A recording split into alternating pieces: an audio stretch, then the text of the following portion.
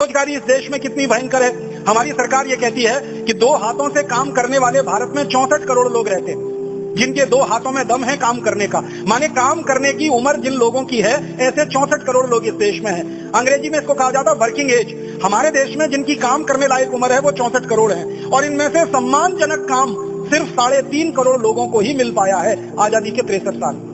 जिसको हम कहते हैं सम्मानजनक रोजगार, वो सिर्फ भारत में 3.5 करोड़ लोगों को है। 64 करोड़ लोगों में से 3.5 करोड़ लोगों को ही सम्मानजनक काम है, बाकी के लोगों को तो सम्मानजनक काम ही नहीं है इस देश में। और ये 3.5 करोड़ लोग कौन है? बैंकों में काम करने वाले, बीमा कंपनियों में काम करने वाले, सेना में काम करने वाले, वायुसेना में, नौसेना में, जल सेना में, थल सेना में, सरकार के पब्लिक सेक्टर में, राज्य सरकार में, कुल मिलाकर सरकारी स्तर पर काम करने वाले 3.5 करोड़ हैं। बाकी के लोगों के रोजगार की कोई व्यवस्था नहीं है। किसी को साल में 3 महीने काम मिलता है, किसी को साल में 2 महीने काम मिलता है, किसी को ठेला चलाना है, किसी को रेहड़ी लगानी है, किसी को सड़क के फुटपाथ पर बैठकर अपना माल बेचना है, वो भी शांति से नहीं बेच सकता। पुलिस वाले आते हैं, डंडा मार के कभी भी भाग जाते हैं, पुलिस वाले आते हैं, पैसे वसूल के कभी भी चले जाते हैं। तो सड़क पर ठेली लगाने वाले, रेहड़ी लगाने वालों को भी कोई सरकार इस देश में सम्मानजनक काम नहीं दे पाती है। किसानों का हाल इतना खराब है, आपने परम पूजनीय स्वामी जी के मुख से सुना, मात्र 40% खेत को ही पानी मिल पाया है, 60% खेती बिना पानी के है। भगवान ने पानी दे दिया तो खेती हो जाएगी, बारिश समय पर हो गई तो खेती हो जाएगी, बारिश नहीं हुई तो खेती नहीं हो पाएगी। इतना बुरा हाल खेतों का है। बहुत दर्दनाक बात मैं आपसे कहना चाहता हूं कि भारत की 60% खेती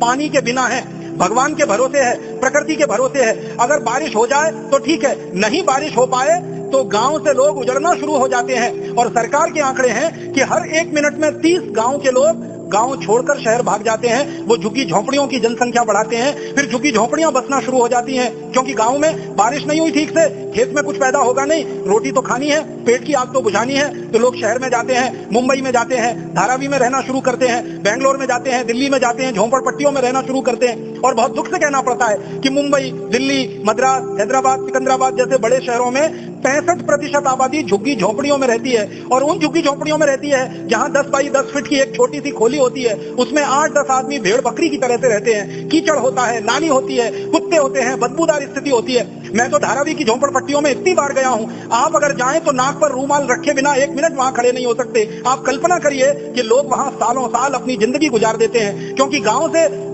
पूरी तरह से बेघर होकर, उजड़कर वो शहर में आए हैं, क्योंकि गांव में रोजगार की कोई व्यवस्था नहीं है, क्योंकि गांव में खेतों को पानी नहीं है, क्योंकि खेतों में कोई उत्पादन की स्थिति नहीं है, गांव में रोजगार का कोई साधन नहीं बन पाया। सरकार की नीतियां ऐसी नहीं है जो गांव में रोजगार का बढ़ावा कर सके। तो गांव उजड़ रहे हैं और शहरों में आकर झोंपड़पट्टियों की संख्याएं बढ़ रही हैं, रहने वाले लोगों की दुर्दशा वहां पर है। तो ऐसी नीतियां जब इस देश में चल रही हो और इतनी खराब हालत हो, तो क्यों नहीं क्रांति होनी चाहिए इस देश में? क्यों नहीं बगावत होनी चाहिए इस देश में? क्यों नहीं व्यवस्था बदलने की बात होनी चाहिए?